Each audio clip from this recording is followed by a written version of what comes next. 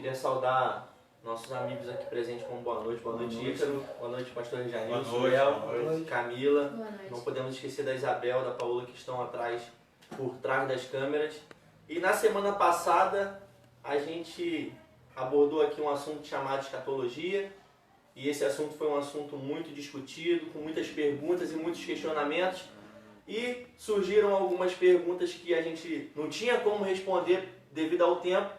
Tivemos a ideia de fazer o assunto escatologia parte 2 hoje, no caso. Então, enquanto você está aí acessando, assistindo essa live, faça já a sua pergunta em continuação à live de semana passada. Pode já fazer o seu pedido de oração também, que no final nós teremos um momento de oração aqui. O pastor Janilson estará orando por esses pedidos. E enquanto as pessoas vão acessando aí, compartilhe, dê o seu like e vamos fazer essa live ser divulgada. A Camila estará com a oportunidade de trazer um louvor. Enquanto isso, você vai compartilhando essa live para que outras pessoas tenham também acesso a esse trabalho que a gente tem feito aqui na PIB de Parada Modelo.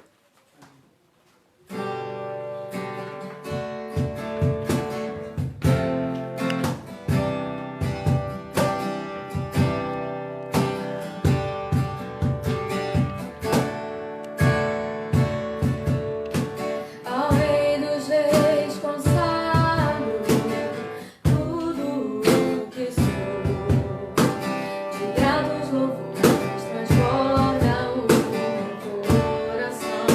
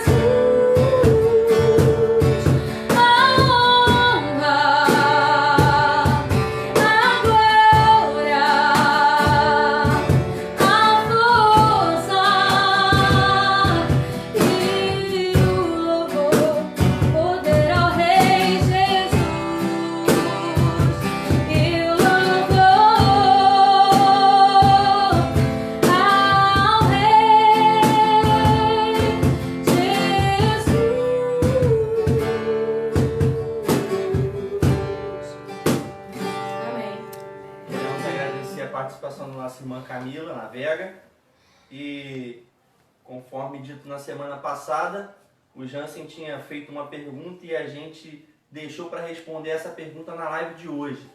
Então, eu gostaria de perguntar para o senhor, pastor Rejanilson. A pergunta de Jansen é o seguinte: os que morrem, salvos e ímpios, onde estão? Amém. Quero cumprimentar os irmãos, uma boa noite, né? Os irmãos que estão nos ouvindo. Quero mandar um abraço lá para o pessoal lá de Suruí e um abraço especial para toda a Igreja Batista em Parada Modelo. Quero agradecer também aos irmãos aqui presentes. Quero mandar um alô especial para a Lu, né? O Léo está aqui. A Lu hoje faz aniversário. Deus abençoe, Lu. Depois nós vamos orar pela sua vida, tá? Deus abençoe, Deus possa dar a você as mais copiosas bênçãos do Senhor, tá bom? Depois a gente come o bolo junto. Muito bem, quero mandar também um abraço lá para a Baixinha, a Rejane, né, que também está aí sempre participando das nossas lives, minha irmã, lá de Parada Angélica. Deus abençoe, tá, Baixinha? Um abraço aí ao Fred, ao pessoal aí. Boa noite, Rodolfo, boa noite, Ícaro, né? Boa noite, professor.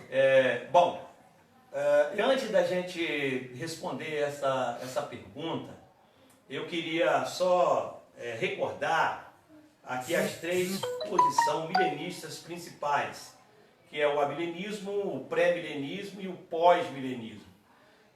Pastor, que correntes são essas? Essas correntes são milenísticas, que está em Apocalipse capítulo 20, quando fala sobre o reinado de 1000 anos do Messias, um reinado de paz e tudo mais.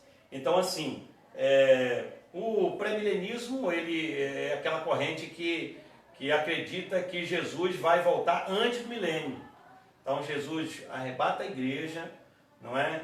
E leva a igreja, e enquanto isso, paralelamente, está acontecendo aqui o ano milenar, né?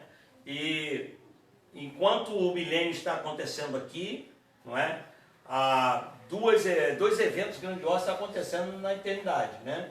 Que é o casamento das bodas do Cordeiro, né? O casamento de Cristo com a igreja, não é? E o tribunal pessoal, individual, cada crente vai prestar conta daquilo que fez aqui.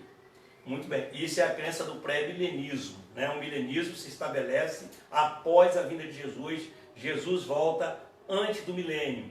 Então, aqueles que creem que Jesus volta e logo depois tem o milênio, não é? Ou seja, o milênio, logo depois não, o milênio é depois da volta de Cristo, não é? Porque na verdade, eu disse aqui, até me confundi aqui, na verdade é o seguinte, Jesus volta, arrebata a igreja, e aí o mundo cai na grande tribulação, que dura, não é, 7 semanas, né? A última semana, né? São 70 anos, e aí está lá em Daniel capítulo 9, se não me falha a memória. Então assim, Jesus está lá em cima, as bodas do Cordeiro, o tribunal individual, cada crente prestando conta de si mesmo a Deus. E aqui, não é? O anticristo se levanta, faz um pacto com Israel, não é um pacto de paz, só que esse pacto, aí nisso é reconstruído o templo de Jerusalém, e no meio dessas 7 semanas, ou 3 semanas e meia, não é? Esse pacto é quebrado, que é a grande tribulação para o pré-milenista.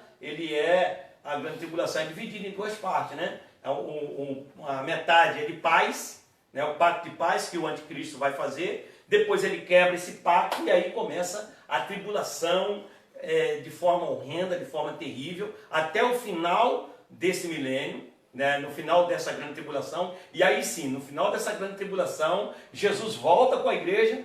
Amém, Igor? Jesus volta para a igreja, implanta aqui no mundo o milênio, onde ele vai reger as nações, ele vai trazer Israel de volta, não é? Vai reinar sobre 1000 anos. Depois desses 1000 anos, no final desses 1000 anos, ele vai guerrear contra as nações, que é a guerra do Armagedon, e após isso é o juízo final, e aí a eternidade, né? Novo céu, nova terra, e vai por aí. Então o pré-milenista, ele acredita que Jesus volta antes do milênio. Jesus volta, e assim que ele volta, se estabelece a grande tribulação, a igreja não estará mais aqui, não é? Depois dessa grande tribulação que é dividida no meio, Jesus volta, estabelece o milênio aqui na terra. Ele vai, ou seja, o pré-milenista, ele acredita no reinado milenar, ele acredita no reinado milenar político e visível, humano, não é?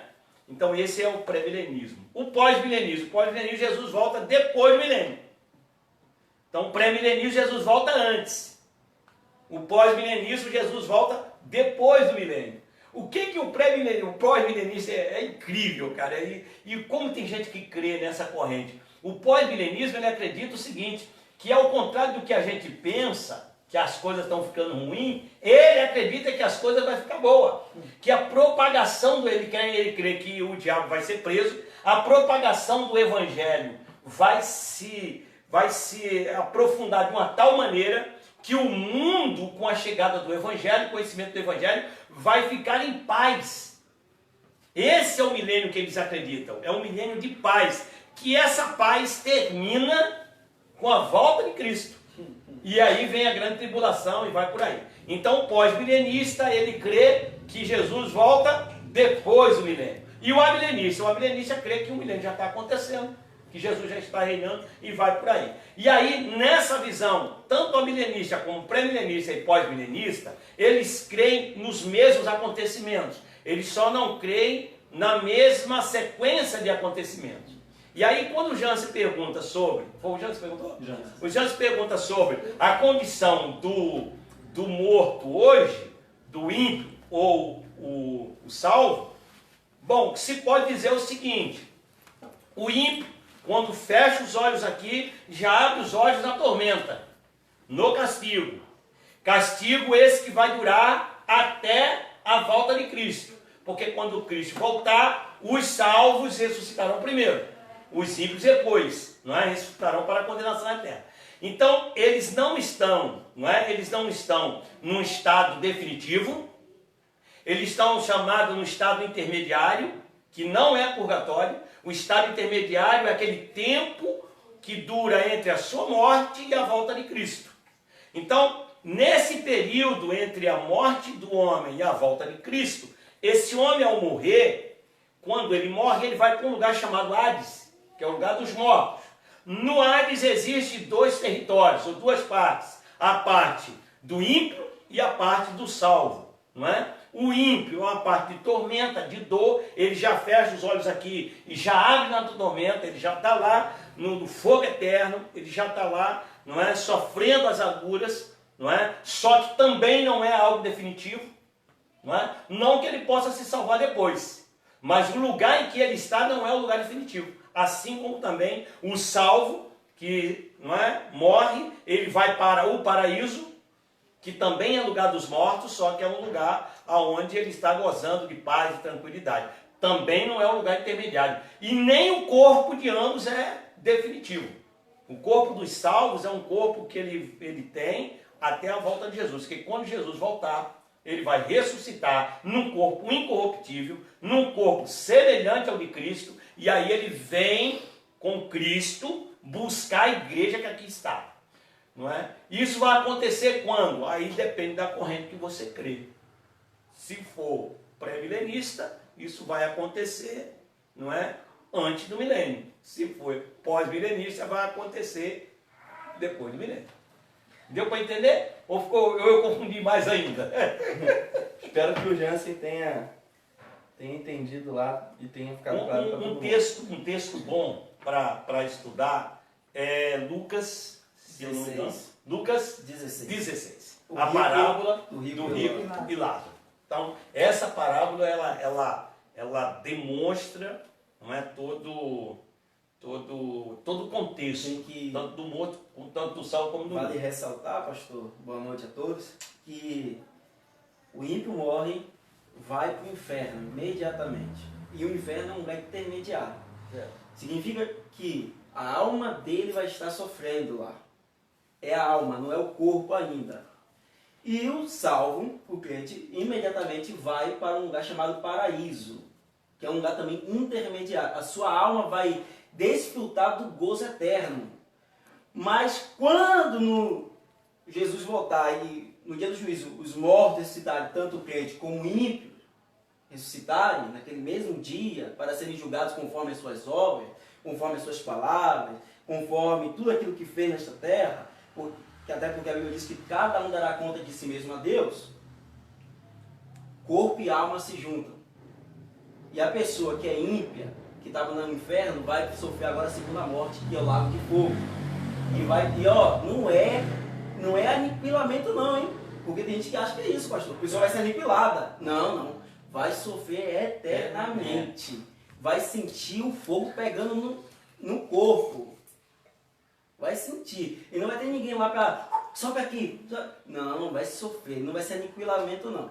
Vai sofrer com o seu corpo. E aqueles que ressuscitarem em Cristo, a alma e o corpo se juntam e receberá, como o pastor disse, receberá um corpo glorificado, semelhante ao de Cristo Jesus, incorruptível, e viverão eternamente ao lado de Deus. Essa história da escatologia, ela sempre me encantou muito. E, na verdade, tudo começa lá atrás, né? Quando o povo de Deus, não é? Salomão morre, passa o reinado para um dos filhos, o outro filho descontente com isso, inicia-se uma guerra, não é? E divide o reinado. Com a divisão ficou 10 tribos, não é? Com o reino do norte, 2 tribos com o reino do sul. O reino do norte vai ser invadido pelos assírios, vai ser extinguido, extirpado, ninguém mais vai ouvir falar daquelas 10 tribos ou das pessoas que residiam aí, e Deus preserva as 2 tribos, que é a tribo de Judá, não é? E que é as 2 tribos, que fica no Reino do Sul, capital Jerusalém. E aí, Nabucodonosor, ele invade e leva cativo os judeus ali do sul de Jerusalém, não é? E ele leva para a Babilônia, que na verdade, na Babilônia, geograficamente falando, é o Iraque de hoje, né? Então assim, Nabucodonosor, que era a capital da Babilônia na época, então ele leva, vamos falar assim no tempo de hoje, leva para o Iraque, não é? Os que sobraram, os cativos, escravos dele, e ali ele constitui um grande reinado, não é? Um grande reinado. E aí, depois do reinado de Nabucodonosor, Ciro, que era o rei dos medos persas, que enquanto a Babilônia está reinando numa parte geográfica, os medos e os persas reinavam numa outra parte. E Ciro era um ímpio, um rei ímpio, mas que, assim, a teologia diz que foi alguém que foi usado por Deus. Por que foi usado por Deus? Porque a filosofia de Nabucodonosor era invadir as terras e levar as pessoas cativas para ele. Já Ciro não. Ciro ele invadia as terras e ele devolvia os povos que haviam sido escravizados para suas terras originais. O que na verdade Ciro queria, na verdade, era só os impostos. E é fantástico essa história, desculpa, para a gente chegar lá nessa questão da escatologia, essa base é muito interessante. Porque o que acontece? Ciro, ele quer invadir, ele quer destronar Nabucodonosor, e o faz. E ele faz de uma maneira extremamente inteligente. Por quê? Porque Nabucodonosor, ele cercou a cidade de muro, então não tinha como invadir. Era impossível, era uma fortaleza. Só que, se você sabe, assim como eu sei também, o Iraque ele é banhado por 2 grandes rios centrais, o Tigre e o Eufrates. E o que o Ciro faz? Qual é a estratégia de Ciro para invadir, destruir Nabucodonosor e tomar posse do reinado? Ele obstruiu, ele desviou o rio Eufrates. Ele desviou o leito do rio. Então o rio parou de passar pela cidade. E aonde passava o rio, ele passou com o exército. E aí domina, ele entra pela passagem do rio, ele domina Nabucodonosor e domina o império. E aí o que ele faz? Ele assina um decreto mandando o povo judeu de volta. Nessa época, é a época de Daniel. E Daniel capítulo 9, a partir do verso 20. Daniel está vivendo esse momento, Daniel está orando. E quando Daniel está orando, Daniel é visitado por Gabriel, que vai profetizar o final dos tempos, que são as 70 semanas de Daniel. Então assim, essa história, a gente não tem tempo, é uma live, a gente não está pregando, mas é algo fantástico você estudar sobre isso. Aí eu trago essa palavra, porque você que está aí, É muito bom você estudar isso, cara. Estuda, estuda. E outra coisa, não é uma matéria difícil de se compreender. As pessoas colocam assim um animal em cima dessa escatologia, mas não é uma matéria difícil de compreender, é uma matéria fácil de compreender. E outra coisa, eu aconselho, por exemplo, você pode estudar Daniel, eu abri aqui Daniel capítulo 9, a partir do verso 20, se você ler pausadamente e deixar a Bíblia falar com você, você vai entender. Você vai entender, inclusive, as 3 correntes milenistas e vai ter até a opção de escolher qual delas você se simpatiza mais. Entendeu? Se simpatiza mais. Então, eu queria que você estudasse, e aí você que é membro da igreja aí de Parada Modelo, se tem dor, por exemplo, eu vou receber aqui amanhã, hoje é sexta, né? Sim. Amanhã eu vou receber aqui à noite 2 pessoas que querem tirar dúvidas, porque assistiram a nossa live, gostaram e sabe, e querem se aprofundar nisso aí. Então, e essa live também serve como vamos dizer, um despertar para esse estudo tão importante e tão lindo, cara. Você saber qual é o futuro da igreja é algo assim magnífico. Entendeu? Muito bem esclarecido, pastor. Queremos te agradecer. Perguntar para o Ícaro aqui sobre o arrebatamento. Há muito debate sobre o quando isso vai acontecer, mas a Bíblia diz que vai ser depois da ressurreição dos justos. Pode esclarecer para o povo que está nos ouvindo? A ressurreição dos justos, o arrebatamento, aí é uma pessoa que crê que Jesus volta, né? A referência que foi usada foi 1 Tessalonicenses 4, do 15 a 17. Pois bem, eu acredito que o arrebatamento da igreja virá depois da volta de Cristo. Na volta dele, na verdade. Aí vai acontecer o arrebatamento dele. Quando mortos, está em Apocalipse capítulo 20, quando os mortos virão à vida, seja crente ou ímpio, cristãos ou não cristãos, ressuscitarão, e aqueles que ressuscitarem em Cristo serão salvos. E aqueles que não estarem em Cristo sofrerá a penalidade eterna. Eu acredito nesta ressurreição. A primeira ressurreição, como está em Apocalipse capítulo 20, fala a respeito da conversão do homem, da nova criatura, do novo nascimento, da regeneração.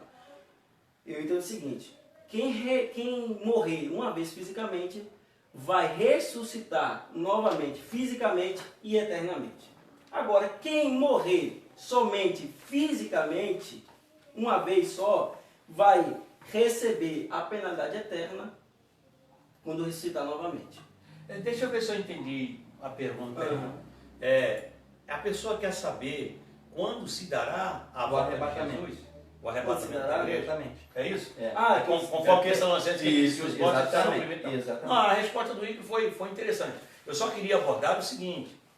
Eu sempre falo, o Ícaro tem uma visão assim, amilenista. Então assim, o amilenista, ele crê que o milênio já está acontecendo, concorda? Sim, concordo. O milênio já está acontecendo, Cristo está reinando no coração do homem, esse milênio que os amilenistas crê é invisível, né? É espiritual, Cristo está reinando sobre o coração do homem, ao mesmo tempo o diabo está preso, porque não está impedindo o crescimento e desenvolvimento da igreja, a milenista ele crê nisso, no avanço da igreja, na pregação do evangelho, as portas do inferno não prevalecerão contra a igreja, o diabo está amarrado porque ele pode trabalhar, ele pode fazer o que for, a igreja vai crescer.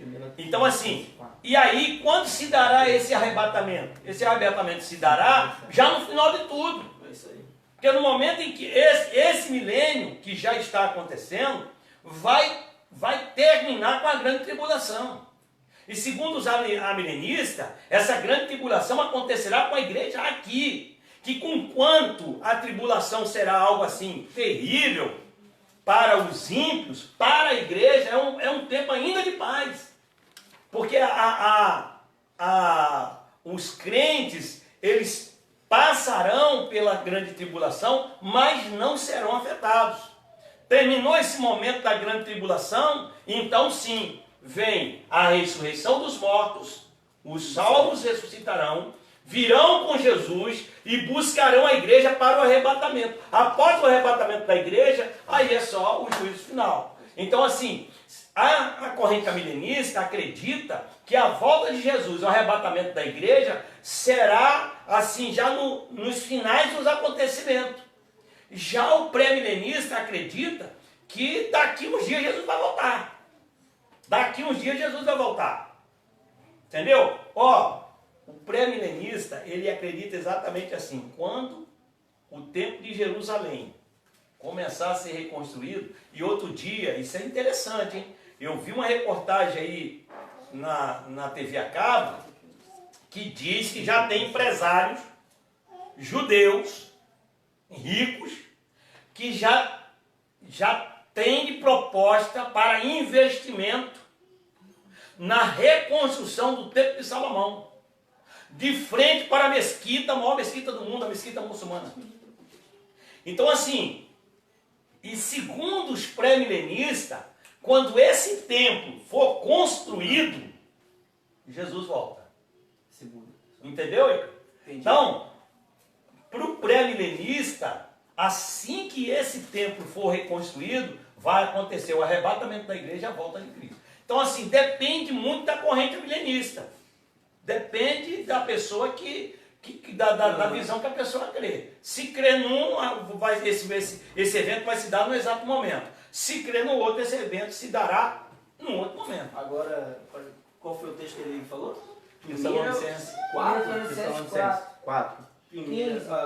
Primeiro. 15 a 16. Se foi esse texto aqui que eu li, a resposta sobre a primeira ressurreição que eu dei aí, está de acordo com É isso mesmo. Eu só estou falando aqui da época, entendeu? Que isso acontecerá. Agora da sim, época. Quando o anticristo se manifestar, pode ter certeza, meu queridão, que está perto a volta de Jesus. Quando ele dominar o poder político, religioso e econômico, pode ter certeza que está voltando aí, viu? Então, e essa pergunta agora eu quero fazer para vocês dois, no caso. É a pergunta de um amigo nosso, membro da nossa igreja, missionário Adilcinho Alves, está lá na Alemanha, e ele está perguntando qual é a definição de eternidade para vocês.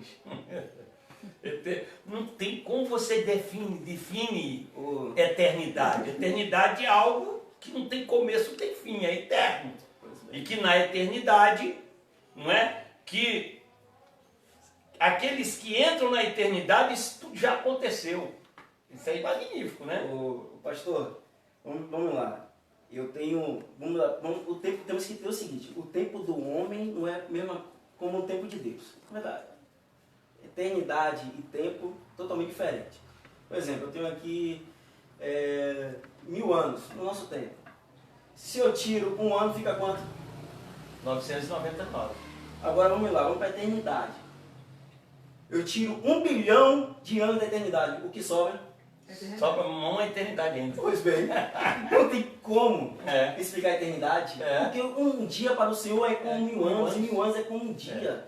Talvez o que a Adilcinho, repete a pergunta dele, por favor. Queria que vocês explicassem. Na nossa visão, que é a eternidade, né? Bom, então a eternidade foi explicada. Talvez o que o Adilcinho queira saber é o seguinte: como é que é esse negócio de eternidade aí? Na eternidade, querido, isso tudo já aconteceu. Nós estamos vivendo num tempo em que a eternidade ainda não chegou. Nós não chegamos à eternidade ainda. Nós estamos vivendo nesse tempo. Agora, na eternidade, isso tudo já aconteceu. Jesus já voltou, já aconteceu, já foi julgado, os mortos já foram. Na eternidade tudo já aconteceu, porque está na eternidade. Mas nós não estamos na eternidade ainda. Então, enquanto aqui na eternidade não estivermos... Eu aprendi com um pastor na costologia, isso é fantástico. E aí depois você vai pesquisar e você vê que é uma grande verdade. Quando foi que o pecado entrou? Quando foi que o pecado surgiu? No jardim do Éden. Não. Foi na eternidade. Claro. Porque antes de acontecer, Deus já sabia que ia acontecer. Claro. Muito louco isso, né? Então, e eu tô com uma pergunta aqui também que ainda é de semana passada, que a gente tinha deixado para responder na live de hoje, que é da Angélica Lima.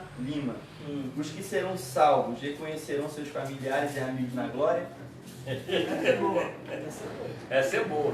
Isso depende muito da visão de cada um. Né? Eu acredito, a Bíblia não dá. A Bíblia, a Bíblia não dá mais. Mas no meu entender tem algum, por exemplo, como descobriram que era Elias, Moisés, que estava no Monte da Transfiguração? Como é que Paulo descobre que é Jesus que falou com ele no caminho de Damasco? Assim, né, eu acredito que a lembrança da terra não vai existir. Lembrança desse mundo não vai existir. Mas que vai haver uma certa afinidade, entendeu? Entendeu? Eu acho que irá acontecer. Tem que ressaltar aí que as pessoas que vão para o inferno saberão muito bem porque estavam no inferno. Sabe o que eu creio? Sabe o que eu creio? Eu creio que só será apagado da mente só aquilo que causa dor e sofrimento. Isso será apagado da mente. Então imagina a sua mente só com coisa boa.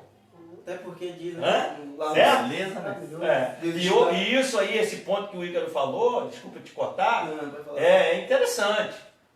A gente quando fala assim, quando Jesus voltar, ressuscitar, tem muita gente achando que as pessoas estão morrendo e estão dormindo. Tem muito acreditando. Mas a Bíblia diz que os que morreram no Senhor, os que dormem no Senhor, a maneira de falar da morte. Tá certo? Mas não é o dormir na nossa composição, a maneira ilustrativa de falar. Verdade. Porque tanto, segundo Lucas 16, tanto o ímpio como o salvo, não estão dormindo não, querido. Eles estão em plena consciência. Os salvos estão na plena consciência que estão gozando do paraíso, diante do trono de Deus, contemplando tudo mais. E os que morreram sem Cristo, os perdidos, estão num lago de fogo, queimando, sentindo as dores, em plena consciência. Tem mais. A consciência do que está lá é maior do que a consciência de quem está salvo. Porque quem está no inferno tem lembrança do que passou aqui na terra, que vai lhe causar mais dor ainda. Então, querido, morreu, esse negócio de morreu, dormiu e tal, dorme nada. Não, nem o salvo dorme porque vai desfrutar das coisas celestiais, nem o perdido dorme porque vai desfrutar de toda a maléfica que tem já preparado, né, para esse perdido. Sofrimento só tem no inferno, no céu só tem alegria. Pois é. Só tem alegria. Muita gente dizer que morreu, acabou. Morreu, acabou. Tem muita gente que diz morreu, acabou. Seria muito bom. Você acha que Deus limitaria a vida do homem a tão pouco? Eu mudaria esse ditado, Léo. Eu diria, morreu, começou. Morreu não acabou não, morreu, começou. Aí que vai começar. Começou a penalidade ou começou a salvação, o gozo eterno. Estou com uma pergunta aqui do Daniel Klein. Ele tem sempre participado Muito bom. Das nossas lives. Um abraço, irmão Daniel. As cartas das 7 igrejas são destinadas às pessoas. Nós que somos igreja. Não era mais fácil Deus ter feito uma carta ao invés de 7? Com tudo que agrada e desagrada a Deus, será que é porque cada pessoa tem o seu tratamento diferente? Não é isso não. As 7 cartas do Apocalipse tem 2 vertentes teológicas. A primeira, as cartas foram escritas realmente para as igrejas existentes da Ásia daquela época, denunciando seus erros e convidando a cada uma delas ao arrependimento.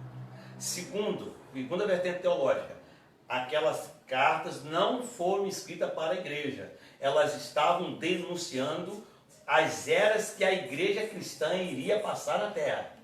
Então, ia ter um momento em que a igreja ia ser igual a Éfeso. Esqueceu o primeiro amor. Eu acho que é o momento que estão vivendo aí. Tem muita gente vivendo nesse momento aí. Não é? Tem um momento que a igreja vai viver igual a Laodiceia. Não é? Muita riqueza, tudo muito certo e tal, mas sem santidade nenhuma. Jesus à porta. Né? Agora vai chegar um período, aí é o pós-milenismo, né? O período do milênio da paz, onde a igreja vai ser igual a de Filadélfia. E é a igreja de Filadélfia que será arrebatada. Então há 2 vertentes teológicas. A primeira vertente, que as igrejas realmente foram escritas para as igrejas existentes da Ásia naquela época, denunciando o pecado, convidando para o arrependimento.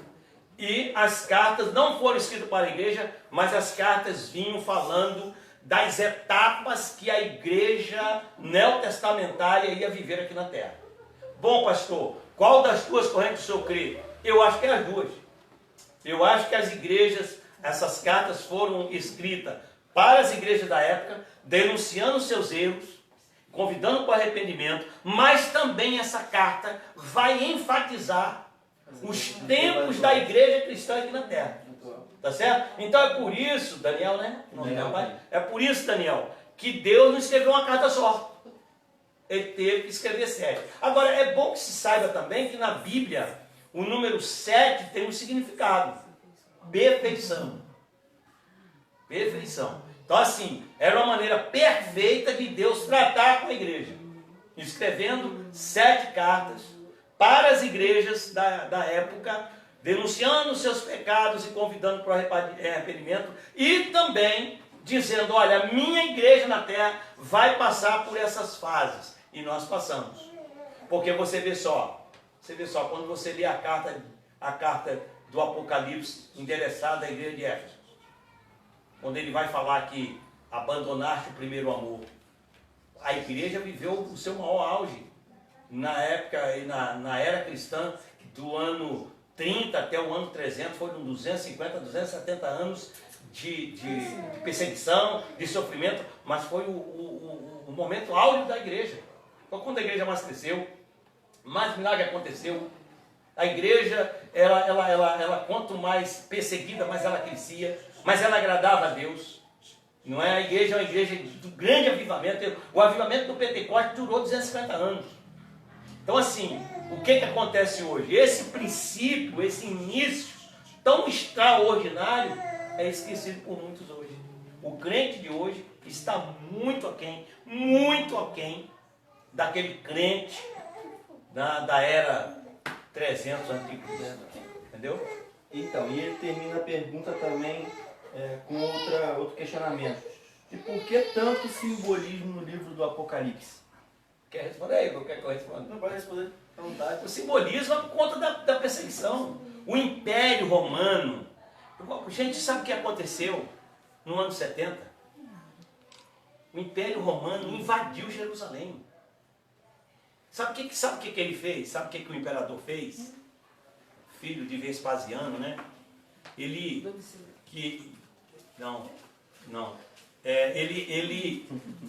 depois se torna, eu esqueci o nome dele, depois ele se torna imperador, é filho de Vespasiano. Nero?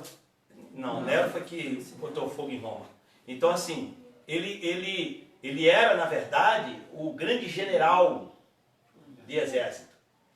Ele chega em Jerusalém, todo mundo sabe que era uma cidade também cercada de um muro. E tinha as agulhas, que eram as entradas do muro. Tito. Então, o que aconteceu? Tito, o que aconteceu? Ele era general, não era imperador. Ele se torna imperador depois que o pai dele morre, ele torna imperador. Ele era general do exército de Vespasiano. O que ele fez? Ele se apossou das agulhas. Não entrava e nem saía. Imagine um povo que não tinha... A agricultura de Jerusalém era fora da cidade. A água de Jerusalém era fora da cidade. Os cemitérios eram fora da cidade.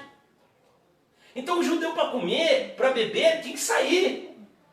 Ele tinha que sair da cidade. E aí o que ele faz? Ele fechou as agulhas.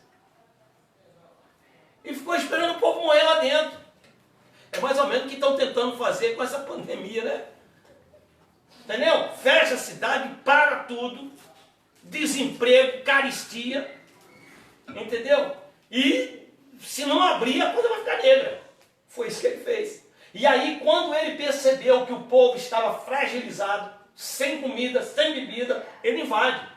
Os judeus, quando pressentiram a invasão dele, correram para onde? Para um lugar sagrado, achando que Deus iria protegê-los. Foram para o templo. Foi todo mundo para o templo. E o que ele fez? Ele chegou, cercou o templo e botou fogo no templo com os judeus dentro. Foi o maior massacre, o ano 70, querido. É um ano para ninguém lembrar, judeu nenhum pensar. Foi algo absurdo, algo destrutivo. Os que escaparam, vazaram, entendeu? Os que perceberam, que conseguiram fugir antes da invasão dele, Entendeu? Ó, Israel dissipou no ano 70, acabou a nação judaica, que vai se reunir anos depois. Hoje eles têm um território, a gente fica aí, eu queria chamar a atenção de você que é crente, você precisa amar o judeu, nós precisamos amar o judeu, porque os judeus são nossos compatriotas espirituais. Foi de lá que Jesus nasceu, gente. A gente precisa dizer isso. E digo mais, a gente fica nessa guerra entre os palestinos e os judeus, mas os judeus têm completa razão, aquele território é deles. É deles. Você quer ver uma coisa, Ícaro? Não sei se você já percebeu, não sei se você que está em casa já percebeu. Você já viu Israel invadir alguma cidade? Você já viu Israel bombardear alguma cidade? Não. Não. Ela só se defende. Eles só se defendem. Então, assim, no ano 70 isso aconteceu. E aí, essas pessoas foram assim, para todos os lugares pregando o Evangelho.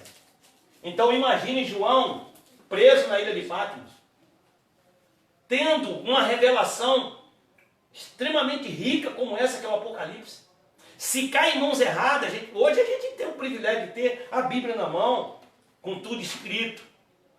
Mas imagine se aqueles pergaminhos que João escreveu caíssem nas mãos erradas. Um romano que pegasse um pergaminho daquele para ler, para o romano não tinha valor nenhum. Para a igreja um valor imensurável. Mas para o romano não tinha valor nenhum.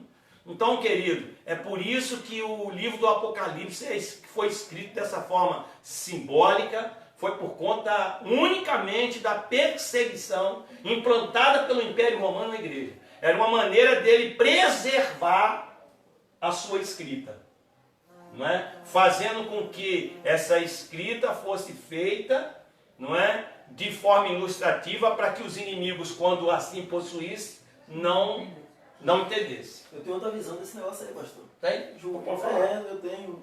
Ele escreveu dessa forma aí, pastor, para impulsionar os cristãos preguiçosos a estudarem a Bíblia.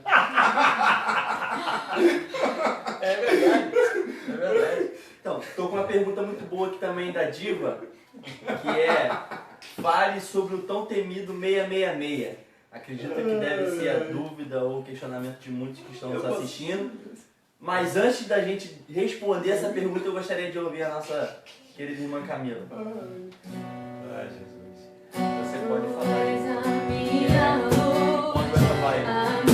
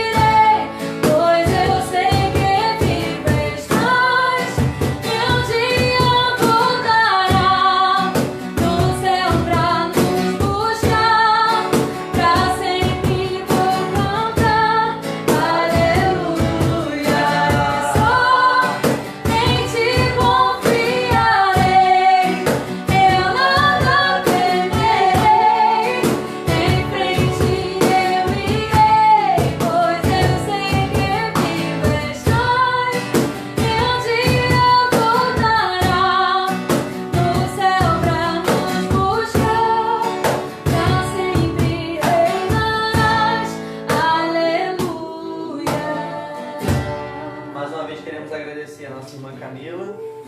E aí, quem vai responder? Quem mais quem? O senhor? Não, pode falar. Beleza. Repete a Repete a pergunta, porque pergunta, pode ser que pô, alguém acesse agora. A irmã Diva está perguntando, tá pedindo para que vocês expliquem mais sobre o tão temido 666. 666. 666 vai surgir quando o anticristo e o falso profeta estiver nesta terra. Antes de eu falar sobre 666, vale ressaltar que Satanás sempre quis imitar Deus. Por exemplo, se você ler Apocalipse capítulo 12, capítulo 13, você vai ver aí o dragão. Quem é o dragão? É Satanás, a grande serpente, que quis um dia ser Deus, ser como Deus, né? Então ele é o líder disso tudo. Ele vai dar autoridade ao anticristo. O anticristo é uma representatividade de Jesus Cristo, olha, do mal, lógico. E o falso profeta é aquele que vai obrigar o povo a adorar o anticristo. Quem é que convence o povo do juízo, da justiça, do pecado? Do pecado, da justiça, do juízo? O Espírito Santo. Quem vai obrigar o povo a adorar o anticristo? O falso profeta. O falso profeta. Então diz aqui, ele obrigou a todos, pequenos e grandes, ricos e pobres, livres e escravos, a colocarem um sinal na mão direita ou na testa, para que ninguém pudesse comprar ou vender se não tivesse o sinal, ou seja, o nome da besta ou o número do seu nome. Aqui existe sabedoria. Quem tiver entendimento, calcule o número da besta, pois é o número de homem. Seu número é 666. Sabemos que na grande batalha que vai se suceder, o dragão, o anticristo, o falso profeta e os ímpios cairão. Está explicado o número 666. Representa o dragão, o anticristo, o falso profeta e os ímpios. Por quê? Porque é o número da imperfeição. Não chegaram ao número 7. O número 7 é o número, como o pastor disse, da perfeição. Quando o diabo, o homem, não chegaram ao número da perfeição porque eles quiseram ser igual a Deus, significa que esse número vai ser usado como o número do anticristo para, como eu vou dizer, marcar as pessoas, para ser uma marca do anticristo, para ser uma marca do anticristo. É um número imperfeito, incompleto, é um número que traz fracasso sobre fracasso, que mostra a fragilidade do anticristo, do falso profeta e de Satanás. Esse é o 666. É o número do homem, é o número da imperfeição. Eu queria dizer o seguinte, ainda falando sobre a questão do anticristo e também da besta, por que Jesus, na época de Jesus, quando Jesus foi morto, a crucificação era algo que era feito, era algo que era praticado, mas não praticado. Arrastado pela cidade, sendo condenado injustamente, massacrado,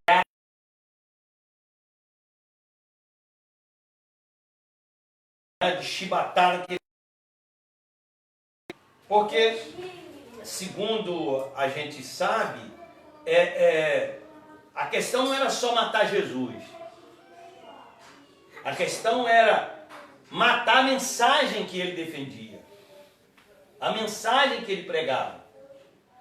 Então, assim, você observa que já na era de Cristo, tudo aquilo que Cristo ensinou, tudo aquilo que Cristo viveu, na morte de Cristo já foi combatido. A guerra começou ali. E o anticristo, ele vai vir exatamente para desfazer de tudo aquilo que Cristo fez. Isso aí. Ele será alguém que ele vai trazer os conceitos completamente adversos ao conceito de Jesus. Por isso o anticristo. Então o que Jesus fala? Jesus fala para perdoar. Jesus fala para amar o inimigo. Não é? E vai por aí. Com mal. Não é assim? Não é isso tudo que Jesus... E tantas outras coisas que Jesus ensinou. Entendeu? A questão do caráter. Né? A pessoa ser honesto. Aprender a não valorizar o material. A dar valor ao espiritual. A viver uma vida de santidade. Viver uma vida diferente do curso desse mundo. Então o anticristo, ele vai se levantar primeiro com carinha de bom. e vai arrebanhar muita gente. Ele vai arrebanhar muita gente. Mas como diz Daniel capítulo 9, a partir do 20, no meio desse momento, vai se levantar a besta. Então, Rodolfo, inicialmente, o ano do anticristo, o tempo do anticristo, vai ter um tempo que as pessoas vão assim, adorar, vai gostar. E tudo que as orgias, a bebedice, a prostituição, entendeu? Isso já está chegando, tá? Eu já vejo sinais do anticristo pairando sobre o planeta Terra. Porque, ó, desvalorização do casamento, A família. desvalorização da família, entendeu? Da moralidade. A guerra a respeito das questões sexuais. Então, todo esse parâmetro aí, tem gente que pisou no... Tu casa hoje. Aí tu sai do quarto, vai na cozinha. No corredor, o marido pisou no teu pé. Eu vou divorciar. E isso já é uma mensagem que está sendo pregada aí, gente. Banalizado. Então, isso são ações que vão se intensificar. Por quê? Porque a mensagem vai ser o seguinte, eu vejo isso no canal de televisão aí brasileira sempre dizendo isso. O importante é o prazer, é o amor, é ser feliz. Então, as pessoas vão ser levadas a desfrutar do prazer humano, carnal, mundano, que muito vai satisfazer, mas isso é um poço sem fundo. E quando as pessoas estiverem nesse mundo de prazer, de diversão, de orgia e tal, se esquecer, porque aí Jesus disse, né? Então, quando essas pessoas estiverem assim, completamente alheia à possível existência de um Deus, esse anticristo se levanta a besta, essa paz é quebrada. E aí inicia-se um tempo chamado de grande tribulação, onde a besta vai dominar. E quem não receber o sinal da besta será, assim, castigada, efetivamente.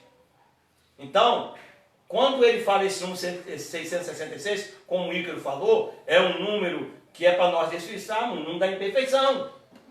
Então a besta possivelmente será um homem, né, que ele diz, é o sinal de um homem, que vai se levantar com esse poder, com essa autoridade, com esse domínio tão brutal, que quem não estiver debaixo dos seus comandos será brutalmente castigado.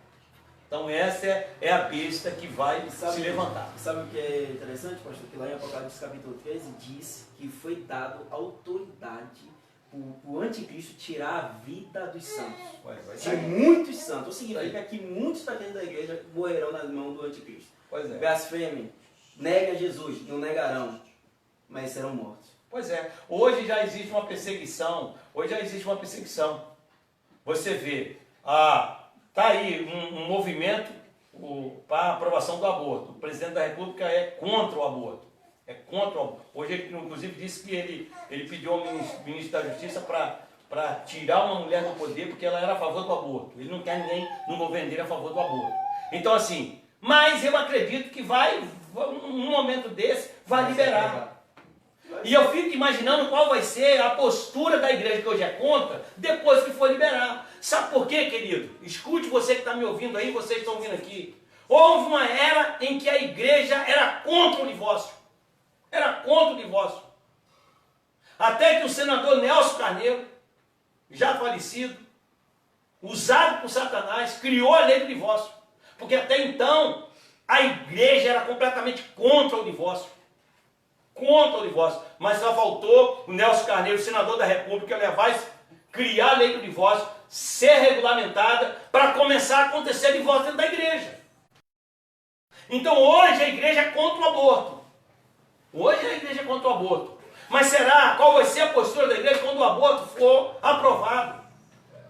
Então são sinais evidentes da ação já do anticristo. Porque tem muita gente que não quer o aborto. Eu vejo crente aí pensando nisso. Não, mulher não queria engravidar agora. Estou pensando em tirar. Como pode passar na cabeça de um cristão uma atitude como essa? Aí Jesus ele foi muito enfático a respeito disso. Então as diretrizes de Jesus não podem ser tiradas. Plantar. E o anticristo vai destruir tudo isso. 2 Tessalonicenses diz Quer assim, perguntar ali? Vou ler a pergunta. peraí, Não, do meme, mas a impiedade já está atuando, ou seja, o espírito do anticristo já está atuando. Ele não está encarnado, mas ele já está Mas atuando. vai encarnar. Ele vai encarnar. E falta apenas ser tirado do caminho aquele que a tem. Eu acredito que o Espírito Santo, mas tem uma coisa que vai ser tirado também, pastor, para ele surgir. A mensagem da Quando o verdade. mundo estiver sem lei, o mundo for aprovado zoofilia, incesto, porque vai ser aprovado também essas porcarias aí. Quando tudo isso aprovado, o mundo ficar um mundo sem lei, o anticristo vai surgir. Vai surgir dizendo que ele é a solução das nações. E aí o povo vai se voltar para ele. Vai se voltar. E quando isso vai acontecer, adorar como aí Deus. vão dizer paz, paz. Só que não haverá paz. Ele vai vir com tudo para destruir Vai ter esse período. É o cavalo branco, né? Isso É aí. a paz aparente. A paz aparente. Fala, Ilane. a respeito da marca 66, eu já ouvi que ela é literal, ou é assim como, é mais uma figura de linguagem do texto que João usou em Apocalipse, se referindo à tirania do governo daquela época. Porque eu já ouvi isso, que não é o futuro. João estava falando do que ele estava vivendo, do governo daqueles homens. Por exemplo, só poderá comprar e vender quem tiver a marca na mão direita ou na testa. Que isso, nos dias de hoje, não vai acontecer. Aí cogitaram até a hipótese científica, né? Eu não posso interpretar parte do Apocalipse de forma literal e parte do Apocalipse de forma simbólica. Então, eu entendo que isso é uma maneira simbólica. A gente entende também que a igreja vai identificar a besta, que ele diz que, não é? Vai identificar. Eu entendo que é um sinal, mas é um sinal onde não haverá dúvida, onde todos saberão que esse é a besta. É o mundo da imperfeição. É essa palavra que você falou aí. É uma forma ilustrativa de João dizer assim, olha, vai acontecer isso, tá certo? E esse número 666 foi uma forma dele falar dessa agressividade, dessa forma, não terrível que vai ser levantada contra, eu quero dizer, o povo de Deus. Eu acho que a besta vai perseguir só o povo de Deus. Sim, com certeza. Né? Não vai, porque quem comer no prato dela vai... E fala isso, por causa do capítulo 13. Aqueles que não tiveram o nome escrito no livro da vida seguirão o falso profeta, o anticristo. Eu estou com mais uma pergunta aqui de Elaine sobre o juízo final. Como será? Estaremos frente a frente com Deus, onde Ele vai expor nossos pecados? Pode falar. Cada um dará conta de si mesmo a Deus. Pronto, a gente vai estar de frente a frente com Deus individualmente e Deus vai meter nos anais da eternidade todos os nossos pecados lá. Vai passar até os nossos pensamentos. Ah, você pensou isso aqui, ó. Miserável. Abre o telão aí. A Bíblia diz que nada ficará encoberto. Isso aí. Agora, é importante entender, Elaine, que nesse juízo final só vai ser passado aquilo que não foi arrependido e que não foi buscado perdão. Porque a Bíblia diz que quando você confessa o pecado e Deus perdoa, esse pecado é jogado no mar do esquecimento. E nem o próprio Deus vai lembrar. Pastor, lembrei agora de uma história de uma mulher falou assim, aí pastor, só tá pregando, só o senhor que convidou, porque você não conhece, pastor. Aí, se o senhor soubesse quem o senhor está chamando para pregar na sua igreja, você não chamaria, mas quem, mano? Pastor, ore a Deus, que Ele vai te revelar. Aí o pastor foi orar, Deus, quem é esse rapaz? Encontre, fale a respeito dele, ele está errado. E Deus disse assim, eu queria te falar, mas eu não posso. Mas por quê? Porque eu joguei no mar do esquecimento os pecados dele. Essa é a grande verdade. Isso aí. Chegar na eternidade, Deus não vai jogar na cara dos cristãos os erros nossos, porque já foi lançado no mar do esquecimento. A graça já nos salvou. Então, conforme na semana passada a gente tinha feito um questionamento aqui a respeito da opinião do pastor. Daqui a pouco ele vai responder, mas antes disso, eu queria mandar um abraço aqui para a irmã que está completando 82 anos hoje. Parabéns. Ela é a irmã vovó Fidelina. da Bruna. Aí a Bruna tá aqui, bate-papo tá Por incrível. isso que não podia vir, né? Ansiosa para ouvir a Camila cantando de novo. Manda um beijo pra minha avó Fidelina, que está completando 82 anos hoje. Mandar um abraço também pro nosso querido amigo José Augusto, lá de Itaperuna. Zé, um abraço, meu amigo. Boa aventura. Ferrares, um abraço. Pós-milenista, ele é pós-milenista, não, mas ele é pós-milenista. Eu sou milenista. Ele crê que vai ter uma pregação do Evangelho, vai se expandir em todos os lugares e vai haver paz. Aí, pastor, é interessante, né? Cristo Pós-milenista. vai pregar para todas as nações, vai reinar sobre todas as nações, e depois todas essas nações vão se voltar contra Cristo. Olha que negócio estranho. Isso é sem lógica. O reino de Deus não está neste mundo, não.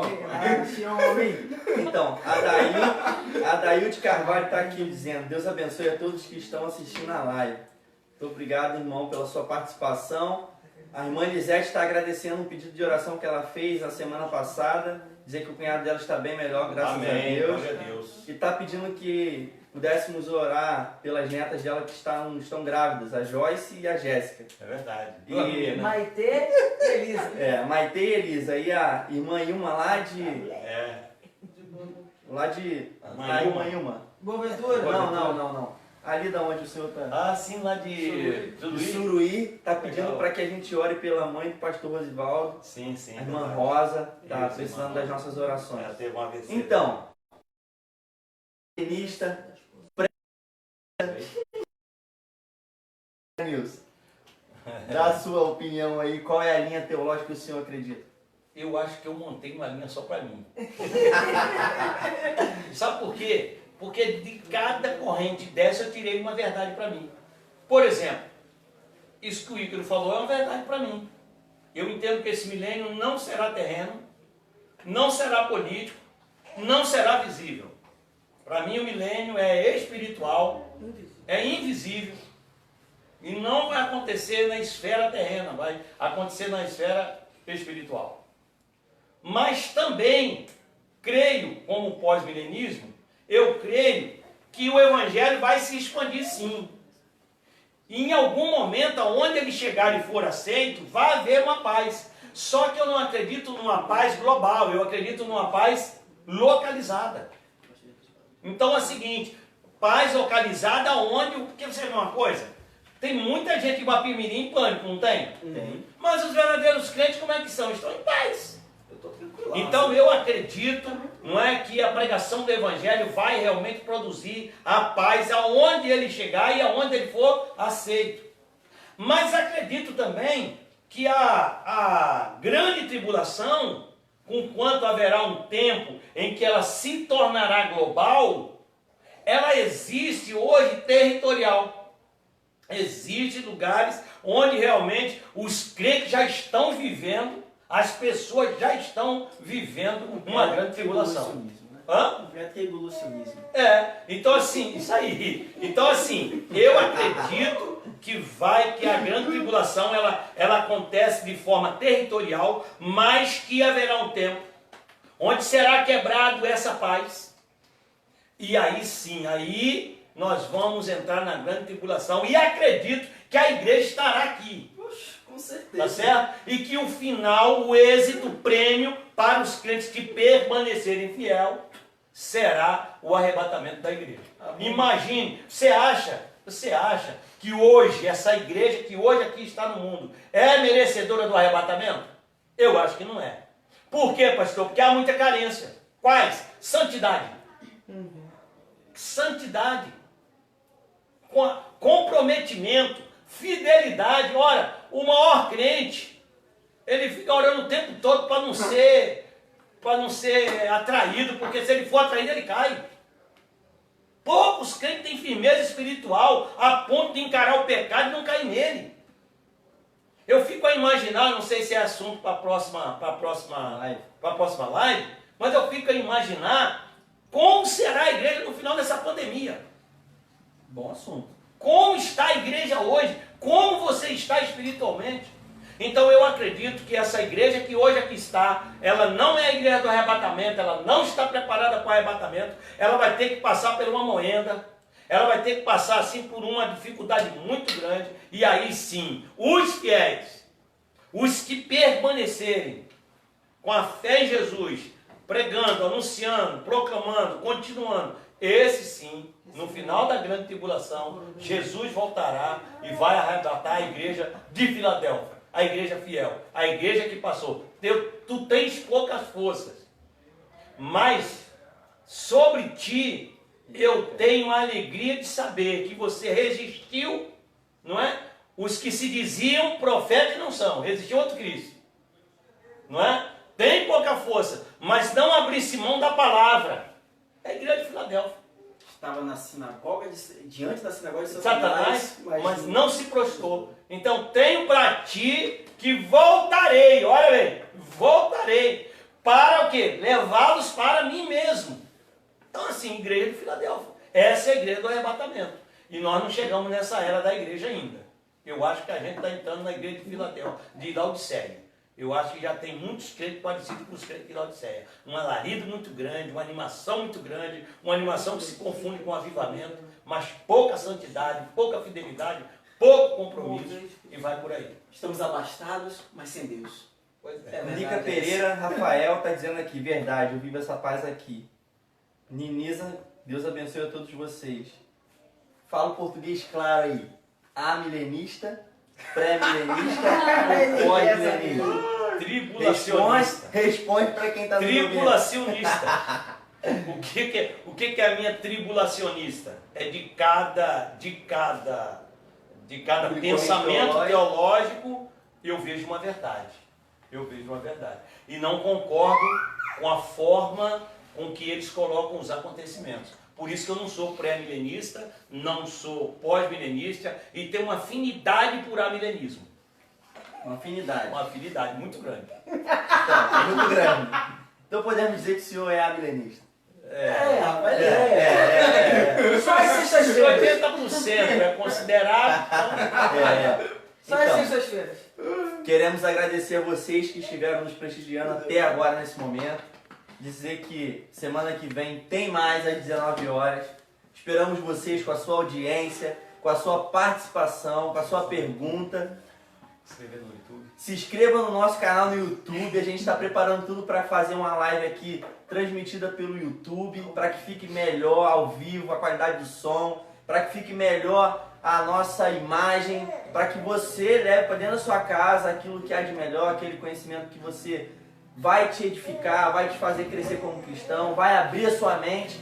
No decorrer da semana a gente vai colocar lá os slides abordando o assunto. Você já prepara a sua... Faz igual o Milton, prepara já a sua pergunta, o seu questionamento. Traga essa pergunta ao vivo, a gente vai te responder. O pastor Rejanilson vai estar orando pelos pedidos que foram feitos de oração. Mas antes disso, a irmã Camila estará cantando mais uma vez. E queremos agradecer mais uma vez a sua participação. Muito obrigado. Deus enviou seu Filho amado para nos salvar e perdoar. Na cruz morreu por meus pecados.